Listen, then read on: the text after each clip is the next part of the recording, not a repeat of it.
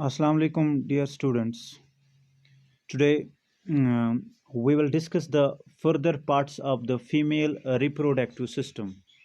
As I earlier mentioned, the certain parts of it, like the first part, which is to be called as ovary, and second part I discussed that is called the fallopian tube or oviduct. And the function of ovary is that it help in the formation of ova or egg, and the formation of ova and egg is called oogenesis. So once the egg is being formed, it's being released out in this muscular tube that's called oviduct, and the release of this ova or ovum, it is called ovulation. Okay, it's called ovulation. Okay, ovulation, then it's being sent in this muscular tube that is called oviduct. So this is the site where the actual unification or the mixing of gametes take place. I mean say that mixing of male and female gamete, mixing of sperm and ova take place. So you just call this is the site for fertilization. Earlier mentioned it is three parts. Now today we'll discuss the another part of it, another further parts of it. So the further part of it, that is where the this fallopian tube connects the female reproductive system, that is to be discussed, which is to be called as a uterus. So I'm just going to mention the going to show you the this demarcation over here. This is the uterus, this whole part. So it's to be called as uterus, this one, uterus. And this uterus, it is the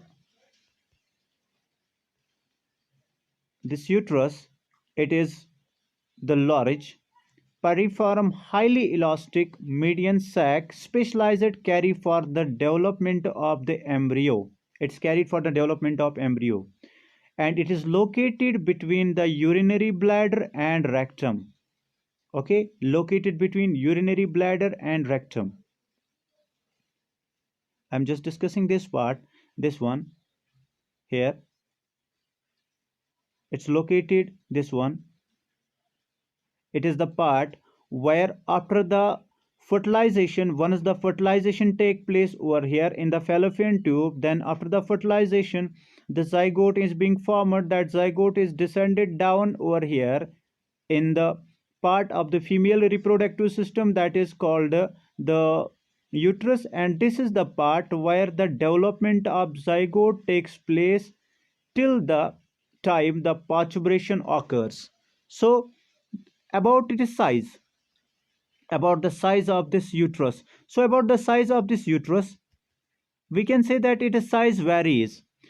Its size varies, like if you just discuss its size in the nulliparous woman. So who is to be called as nulliparous woman? A nulliparous woman who has not born any child, who has not born any child, is to be called as nulliparous woman. So in nulliparous woman, the uterus is about 8 centimeter long, 5 centimeter wide, and 2 centimeter thick. Where in the multiparous woman, so who is to be called as a multiparous woman? Multiparous woman, a woman that has born two or more children, is to be called as multiparous woman. So in multiparous woman, it's somewhat larger than the nulliparous. Then again, this part shows the different regions. The uterus shows the part that is called a fundus, cornua, body, and cervix. Over here I will show through the pointer. So it's the part that is to be called as a uterus, and this uterus shows the different parts, like this part here, it is to be called as this one, it is to be called as fundus, and this is a dome shaped that receives fallopian tubes. So these are fallopian tubes. It is the part that receives the fallopian tubes. Now next to the fundus is cornua. This is cornua here. Okay, it is the part where the oviduct enters. Here it is the part where the oviduct enters, and after the cornua there is the main part or the middle part, which is called body. This is the body or corpse. This is the body or the corpse. Body, or it's called corpse. And now this uterus is the part which help in the development of zygote. Once the fertilization take place, then the zygote descends down. Then the development of zygote, the nourishment of that zygote, and the development of its feeds till the time of parturition takes place. It's the process, the period during which the development of the zygote and then time till the parturition occurs is to be called as gestation period. So gestation period, it may vary, maybe 9 months in human beings. uh, in another species it varies, like in species there it may be 12 months. In another species it varies, maybe of the two and maybe of the 5 months. So depending upon the species, the time of gestation period varies. So gestation period, the time where the gestation period, once time of fertilization, its implantation, development, and finally it is release. So it is to be called as gestation period. It's time it's released. So once it's after the gestation period it's being released out, then it the process is to be called as parturition. It's called parturition. Okay, it's called parturition. Again, I just show the five here. It's parts over here. Now about the uterus. This uterus, I just mentioned that it is a part which help in the which carry the development of the zygote, and development of zygote till the fetus develop, till the fetus till the development of till it forms the fetus, and finally the fetus is being released out.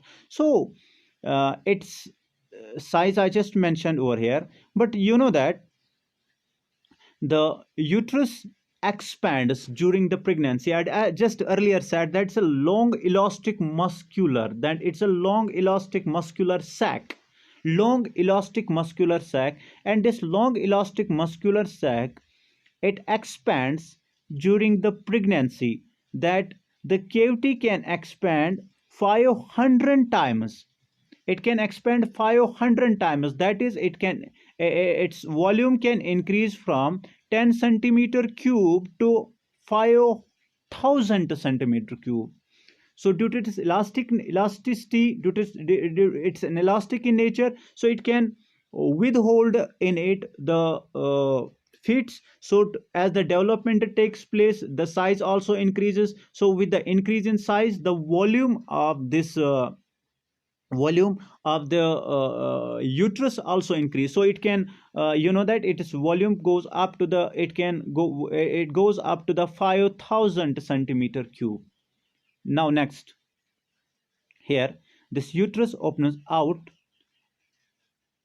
it projects out into the another part that is called cervix. This one, it's to be called as cervix.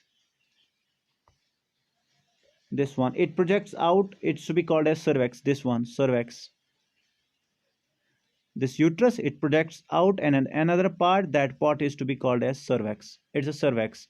And the cervix it's about 2.5 centimeter long. 2.5 centimeter long. Now the cervix, the upper part of cervix communicates with the uterus, and the lower part of cervix communicates with the muscular tube, that's called a vagina. So there's a space between the upper part, the upper end, and the lower end. So let me first tell you the upper end.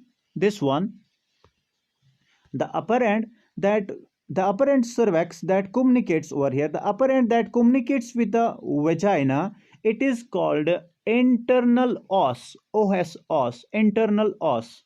and the lower one, this one, lower one here, lower one, this one, lower one, this is the lower one, the lower one, the lower part of it that communicates with the vagina, it is called external os, and the space between the external os and internal os, this one, this space, it is called vaginal canal.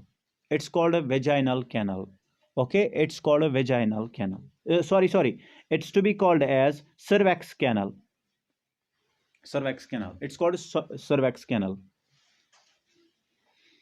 Now this cervix canal projects out into the muscular tube, and it's a large median elastic muscular tube about 7.5 centimeter long. This is about 5 centimeter long over here, about 5 centimeter long. So it's to be called as vagina. So the vagina is a large muscular tube, elastic tube about 7.5 centimeter long, about 5 centimeter long. It is to be called as this one, called a vagina. So it's a 7.5 centimeter long tube where the cervix canal opens out. Okay, cervix canal opens out, projects out into the long muscular tube about 7.5 centimeter long, is to be called as vagina. And this is the part that is having certain functions in females, like this part, it receives the male spins during copulation or pregnancy, so that the sperms are discharged and these sperms are being transmitted through the uterine cavity up to the fallopian tube, where the actual that's the actual site of fertilization, where the fusion of male and female gamete take place. And second function of it is that it allows the menstrual flow. Okay, it allows the menstrual flow. So when the fertilization does not take place and the egg along with the mucus is shut down, that is to be called as the shedding of this shedding of this lining of the uterine. When the fertilization does not take place, it is to be called as menstrual cycle. So it allows the flow of menstrual cycle.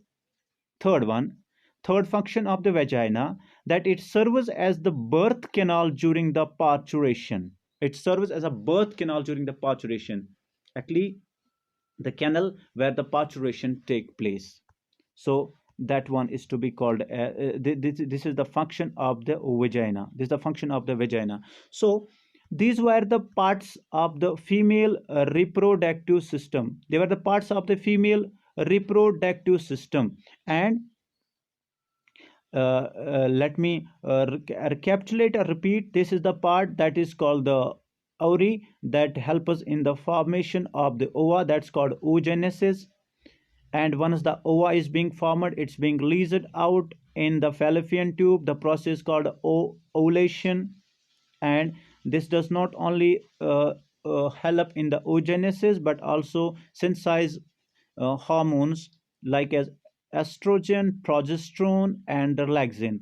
Once the egg is being released out, the fertilization take place in the fallopian tube, so it's called the site of fertilization. Then the zygote is being formed, it is being descended down in the part of the female reproductive system, that's called the uterus, where the development of zygote take place till the time parturition occurs.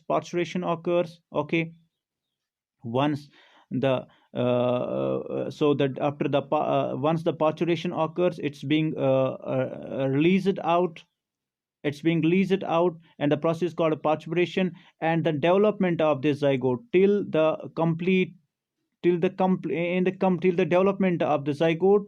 The development of zygote, first in embryo, then through the different periods, gastrula, marula, and finally in the fetus, while the different organs assemble, and finally the fetus is formed. So the period is called a gestation period. So the gestation period varies, I earlier mentioned that, and finally it's being released out through the process to be called as parturition. So this uterus that is the process, that is the part where the uh, development of the zygote take place. Then it opens outside through the cervix canal, through cervix or then the space between the upper and the lower cervix, the space between the upper os, internal os and external os is called cervix canal. So cervix opens into the outside through the muscular tube, that's called a vagina. And I just mentioned the functions of the vagina, that it receives the male penis, allows the menstrual flow, and serves as the birth canal. So this was all about the